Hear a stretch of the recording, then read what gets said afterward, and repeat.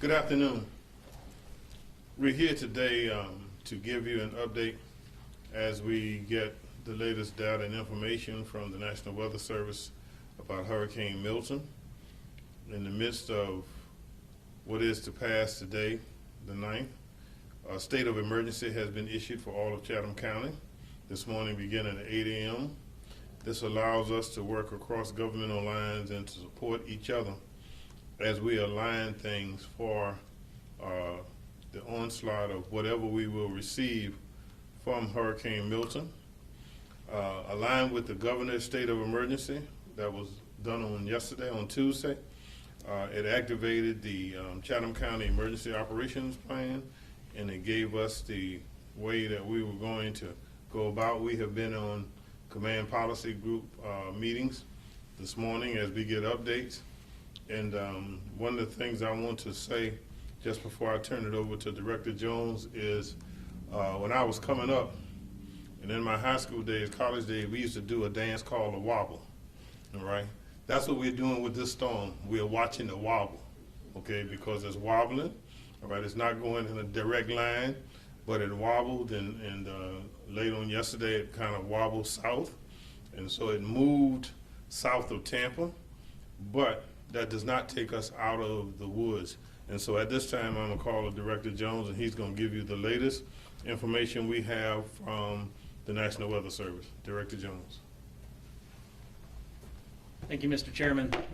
As the chairman mentioned, we're watching those wobbles, those slight adjustments in the forecast track. We've seen those over the history of this, over the lifespan of this storm so far, and it is very common with any storm to have those slight adjustments in that forecast track versus what they actually see from any given forecast. So we are watching that. We're watching that with every advisory that comes out. We're making adjustments internally as to our operational tempo, our operational status, and so that's why you see things constantly change, because we're constantly reacting to the latest and greatest information. It's very, very fluid for us, so we react and we respond appropriately based on the conditions that are presented to us with each advisory. So as of right now, we do remain in operating condition 3, which is OPCON 3, which is our readiness phase, so we are ready for this storm. So as it approaches Florida, we'll continue again watching those advisories. If we need to advance to another operating condition, then we'll do so. It is expected to make landfall either late tonight, early tomorrow. It is weakening as it gets closer to the coast of Florida. However, the wind field or the wind rings are actually expanding. So as it gets closer to Florida, it's growing in size. And that's why you see the forecast track is so far south of us, but we're still in a tropical storm warning because those wind fields are expected to grow exponentially. So we're going to watch those throughout the afternoon, throughout the night, and make sure that all of our public safety and our public works crews are ready to respond to that. So we are under a tropical storm warning. We are still under a storm surge watch. The National Weather Service is evaluating that storm surge watch to see if it needs to be upgraded to a storm surge warning. We should have information on that hopefully by the end of the day, first part of the morning. So winds, what we can expect, sustained winds of 20 to 30 miles an hour inland. That's Savannah and everything west of Savannah.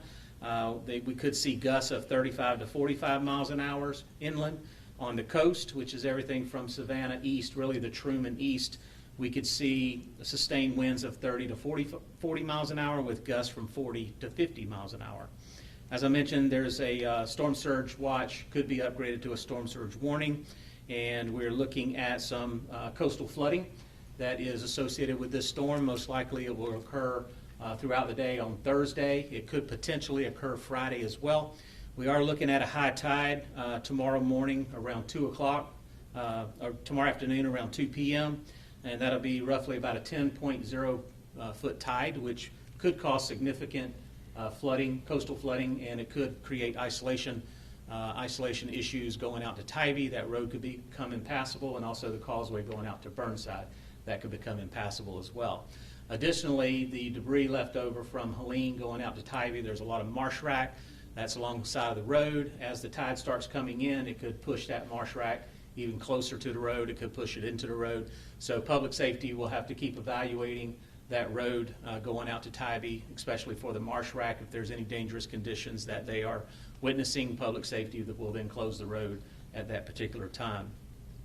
Georgia Department of Transportation is also ready to react to that as well. They were out today trying to move that marsh rack further away from the road, and they are also pre-positioning resources here so that if the marsh rack does encroach into the roadway, then they can respond quickly to kind of push it back to the right of way. So tonight, I do encourage, this afternoon and tonight, I do encourage all of our business owners, all of our residents to just look around your yard. Anything that could be easily blown around, anything that could be picked up and moved to another location due to high winds, we want to encourage you to go ahead and do that.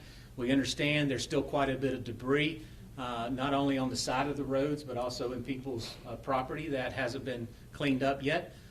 If there's any way you can secure that, I don't know that you can, but if there's any way that you can secure that, you may want to do that. Otherwise, we'll just have to make sure that we're monitoring those conditions and reacting to the debris that gets blown around that was left over from Helene. Any small yard items, if you have any Halloween decorations out, I encourage you to go ahead and take those down, store those in your garage. So just be prudent about a high wind event and look around your property and see what you may need to secure from that.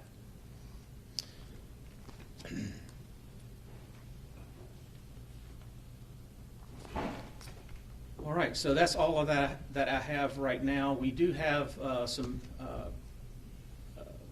partners with us today who want to come up and say a few things.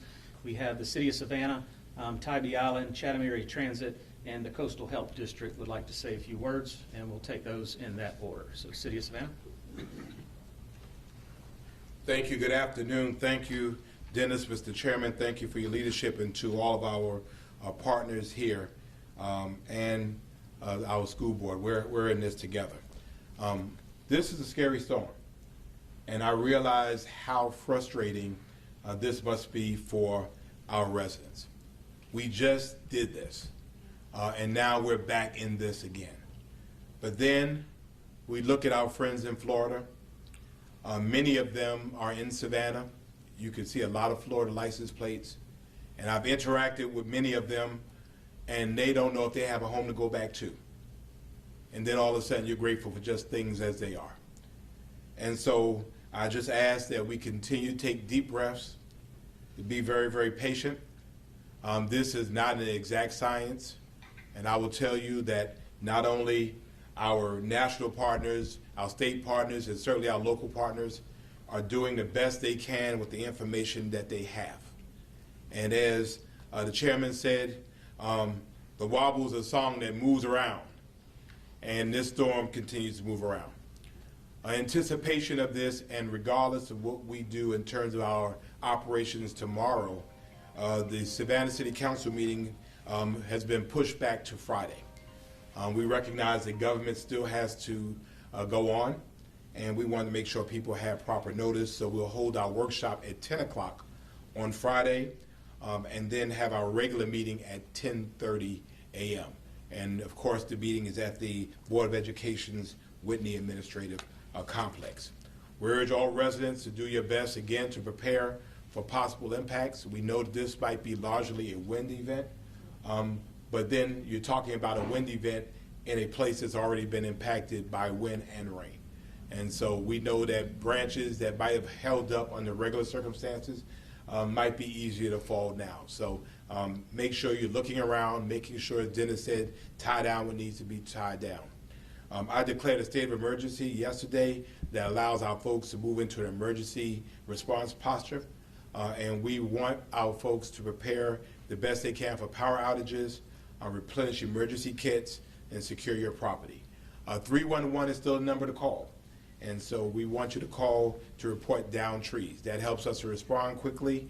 It helps our emergency services to do what they need to do. You can also download the 311 app, it's Savannah 311, to submit service requests. Any down power lines, please call 911. And if you encounter a down power line, keep your distance and contact 911. You can also contact Georgia Power at 1-888-891-0938. City crews are out there in these streets, and they'll be out there until the storm passes, and the next day, and then the next day, and the next day. We'll be providing more information to the public this evening regarding any possible closures of government operations. You can find updates from the city at savannahga.gov/Storm Milton, and you can follow us on social media as well. Throughout the last few storms, we've noticed that we've seen an influx of misinformation on social media. And I urge everyone to get information directly from the source. Everybody becomes amateur meteorologists and emergency managers, and Facebook has allowed them, and social media has allowed them to do that. The reality is this man behind me and those trusted sources, FEMA, NOAA, the National Hurricane Center, GEMA, are the best sources to get that information. You can go to the National Hurricane Center's website, you can go to the Chatham Emergency Management Agency's website, and everything that I get, that I push out, I'm not good at this, I just copy the stuff they give me. I want to thank these dedicated civil servants, not only of Savannah, Chatham County, but all of our municipalities that are working around the clock to make sure that we are safe and provide you the best and most up-to-date information. Again, go to the source, make sure you have the right information. Again, thank you all very much. We have sandbags available starting at noon today through 5 o'clock at the in-market arena. If you need them, go ahead and take them. Please bring your own shovel, and please be prepared to bag them as well. Thank you. Jay, if you have the operational updates. No? Thank you. Tybee. Hello, I'm Brian West with the City of Tybee Allen. I also want to thank Chairman Ellis and Director Jones for once again coordinating our efforts in preparation for this storm. As always, our primary goal here is to protect our citizens and our visitors on Tybee. In addition to Director Jones's comments on Highway 80 and clearing of that roadway, we are also extremely concerned about the high surf that's coming in for this storm. We expect very high waves and a large amount of beach erosion. Our ocean rescue team has already posted double red flags, so we have closed the ocean for swimmers. They have cited a 300-yard rip current already this morning in the ocean, so please don't plan to come to Tybee and get in the water. If you do plan to come to Tybee, save it for Friday and come to Pirates Fest. And stay safe, everyone. Thank you. Good afternoon. Chatham Area Transit Authority is still monitoring the wind patterns. That will be the determination as to whether or not public transportation will be provided on Thursday. It is my goal by 6 o'clock today to make that determination. Once that determination is made, it will be shared publicly with FEMA on our website and through text alerts and social media. Thank you. Good afternoon. I'm Dr. Bonzo Reddick from the Coastal Health District. That is our district for the Georgia Department of Public Health, the 8 counties along the coast. So I have 5 quick things to go over. So number 1 is our health departments. So the Chatham County Health Department, our posture right now is to plan to be open normal hours tomorrow and Friday. So that's both of our sites. Our site on Eisenhower as well as our Midtown site on Drayton Street should both be open normal hours. Even for our surrounding counties as well, all the northernmost counties in our district also should have their health departments open as well. So that includes Effingham, Bryan, Liberty, all of our surrounding counties. The only counties in our district that will be closed tomorrow will be the 2 that are in the southernmost part that are bordering Florida. So all of our counties around this area should have normal health department operations tomorrow and Friday unless there's some unexpected turn of events. Second, we just always remind people to prepare yourselves in terms of all your health needs for the next couple of days in case there are any power outages. So that includes if you have prescription medications you take. If they're going to run out before next week, go ahead and get those refilled. Pharmacists and physicians will usually work with you to get you a few days' supply to make sure it lasts you through the weekend. Along the same lines, hopefully there won't be any flooding, but if there is flooding, especially for our areas along the coast and our islands, please be sure you do not venture out into the flood waters. We talked about this with our previous storm, but flood waters are often very nasty. They may have waste in them from animals or humans. They may have backed up septic systems that get in the water. They also might have sharp objects or things that can injure you. So stay out of the flood waters, literally, unless it's a matter of life and death and you have no other option. If you do have to venture out and you suffer any puncture wounds or anything like that, be sure to get up to date on your tetanus shot. Tetanus shots are available at any of our health department locations, and they should be given within 48 hours of any injuries. I had a tetanus case in Chatham County, I think since 2011 is what I've heard, so no tetanus from anybody. And finally, if there's power outages, be careful with food because of the risk of foodborne illnesses.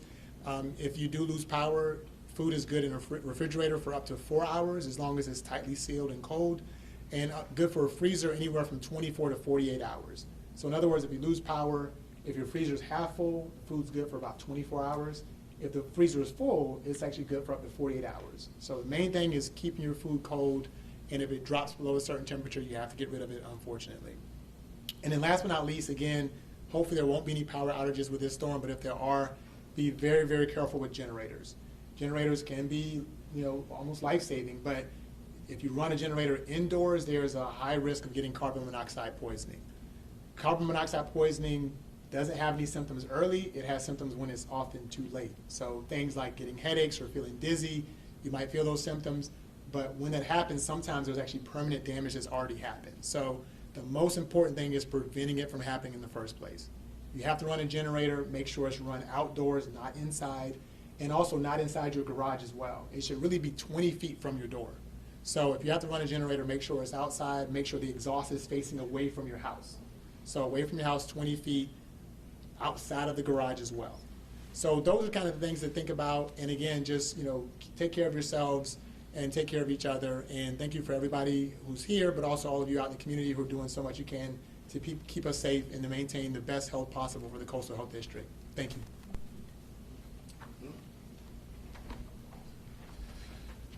Let me say, this will be the only press conference that we will have, all right, based upon what is going on, but we will make the necessary adjustments as we continue to get information from the National Weather Service station and from Charleston, and they were gracious enough to be with us on the command policy call on yesterday as well as today.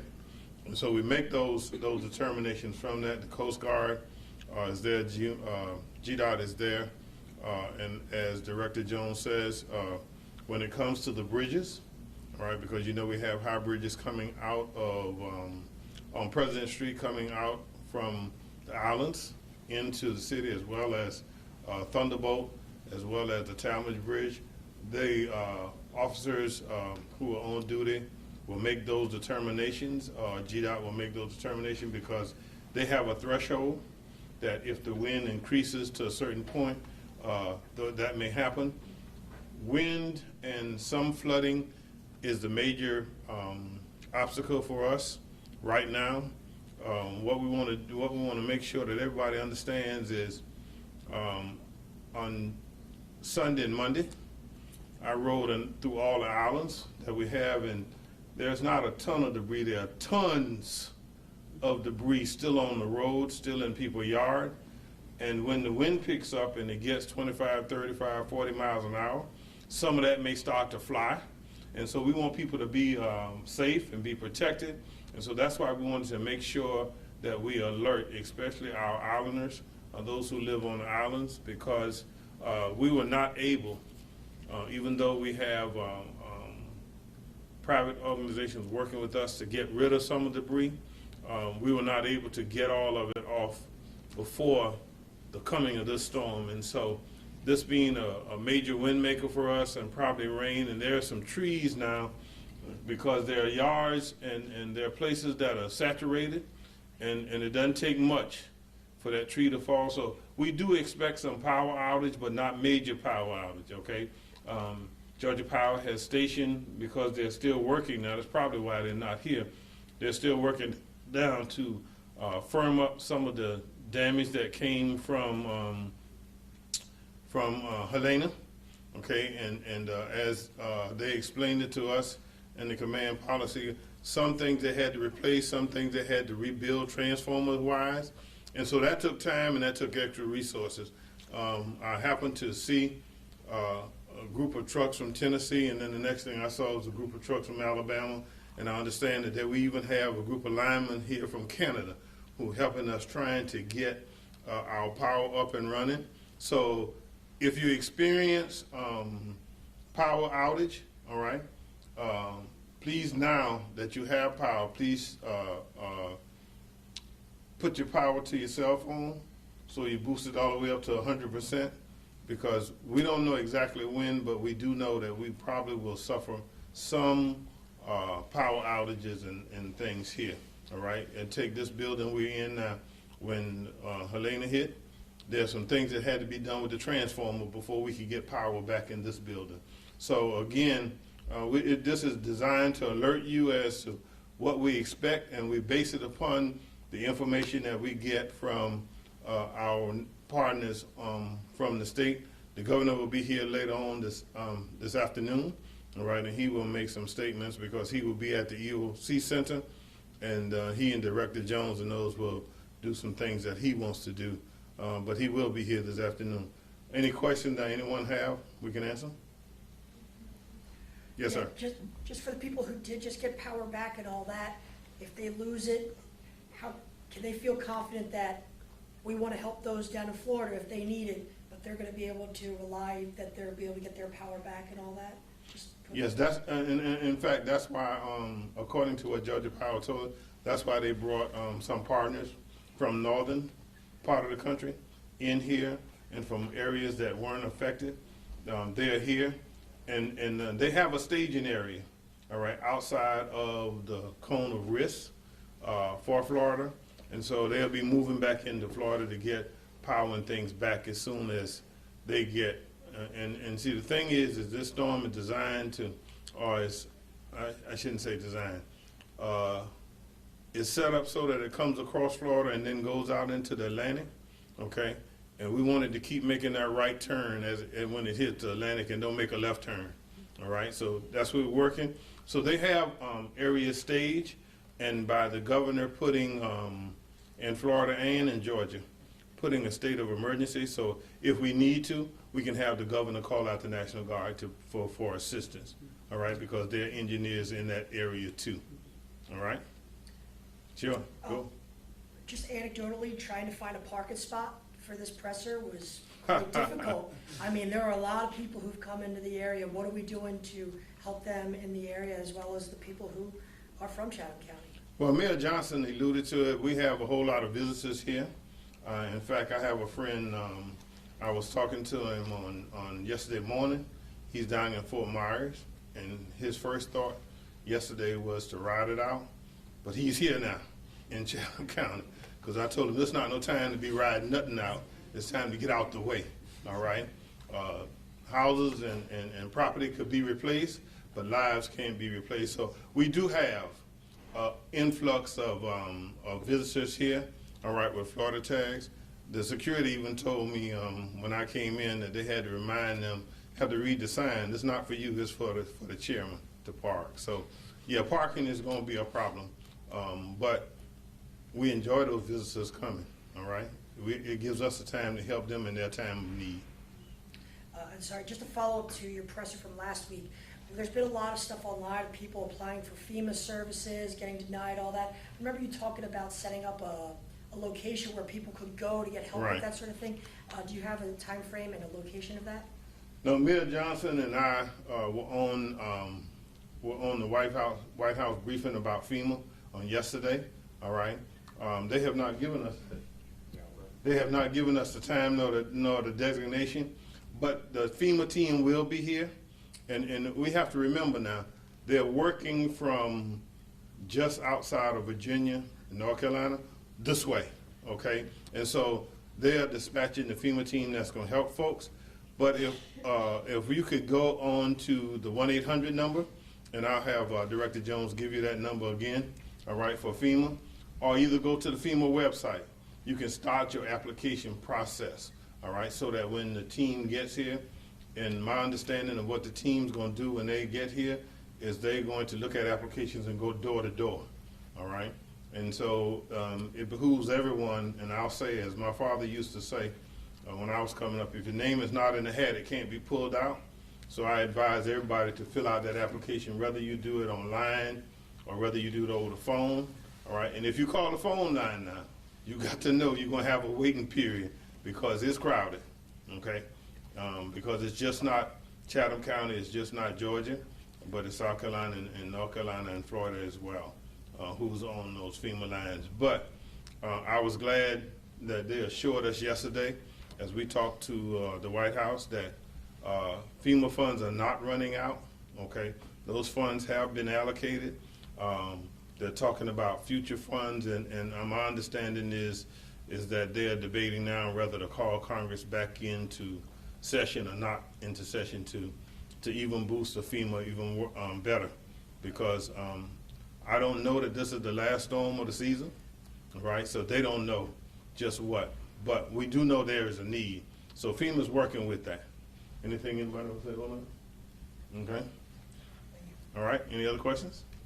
I Yes, just have a quick question. and Sure. I'm not sure, this might be better for Director Jones, whoever, but as many of you alluded to, obviously the ground is still wet and soft. We need to, make it easier for some of those bigger trees to fall over that maybe wouldn't if the ground was dry. First, what kind of impact do you think that's gonna have on the amount of down trees we have and potentially down power lines? And then also, for locals as they walk through their yards, are there any indicators, at the base of a tree showing that, the roots might be soft underground? What kind of things could they be looking at? Yeah, very good question. Thank you for asking that. So, our ground is already saturated from the previous storms. It really hasn't abated yet. There are some dry areas throughout the community, but the ground overall is still very heavily saturated. So, you asked about indicators around properties. If you're walking around a tree base and it's squishy, or it's soft when it's normally a little more compact, then that's an indicator that it's certainly oversaturated. So, in Chatham County, throughout Chatham County, we have a very large tree canopy. That's one of the things that draws people to Savannah and to Chatham County is that tree canopy, the beautiful oaks. However, during a high wind event, those beautiful oaks tend to have old debris, old limbs, that have rotted over a period of time, and it gets blown out by high winds. Thankfully, a lot of those that debris was handled during Helene, but it's certainly possible that there's still some debris that is still left up in those live oaks, top of pine trees that are just old that didn't come down during Helene, but they may come down during this wind event. So it's always a very strong possibility that we could have additional debris that we didn't see during Helene. So, we got to keep vigilant of monitoring the wind conditions and also just making sure that we're staying safe. We're being weather aware and also making sure that you are aware of the conditions around you. So we encourage everybody to certainly be very diligent in making sure they are aware of their surroundings. And just a quick follow-up, if someone does notice that the ground is, squishy, as you mentioned, towards the base of that tree, what's your recommendation for, what they should be doing with that? Well, we certainly don't want people digging up their trees. Trees is what makes our community beautiful. So just be aware that that could potentially cause a hazard if a wind or a very strong wind gust comes along. Just be weather aware. Be aware of what the conditions are around your property, know your property, and just be mindful that some of that could become a hazardous condition if the wind hits it at the right location. Okay.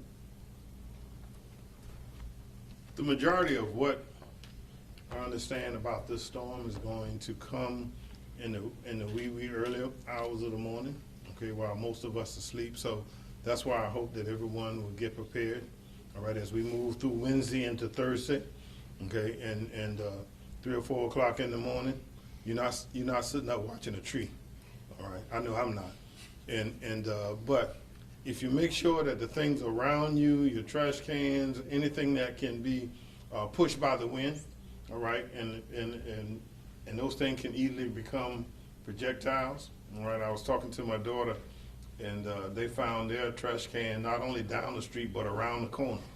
All right, so those things get pushed around real easily, and so we want you to secure things and then be careful. Is the best message that we want to say. But I also want to thank all our municipalities and all our partners who are part of the Command Policy Group as we come together to formulate what we're going to do, all right, and how we're going to, and what's best for all of Chatham County to do. The thing that catches us off balance is the things that we don't know. Okay, when we don't know that there is certain powers out certain ways, okay, and it catches us off balance because, excuse me, then what we have to do is go through the process of getting it through the EOC and then getting them to get the right people in place. And so if you look around and you see something, please let your municipality know, whether you're talking about the city of Savannah, Garden, city of Port Wentworth, Pooler, Bloomingdale, Tybee, whatever, okay? And let the county know. And the best way to get it is if you get it to the EOC, they can direct it to the people who need to be in place to do that. Let us be prepared, as much as we can be prepared.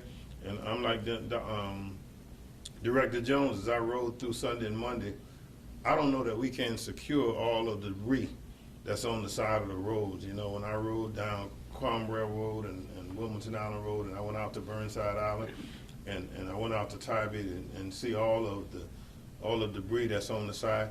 I don't know if we can secure all that. I know we couldn't pick it all up, all right, because there just wasn't enough time, and we just didn't have enough workers to do that. So I want folks to be mindful and be vigilant, all right, but most of all, be safe, all right? Thank you all again for coming now, and anything after this, direct it to Director Jones and the EOC, all right? And that's how you get the news briefing, okay? Thank you all.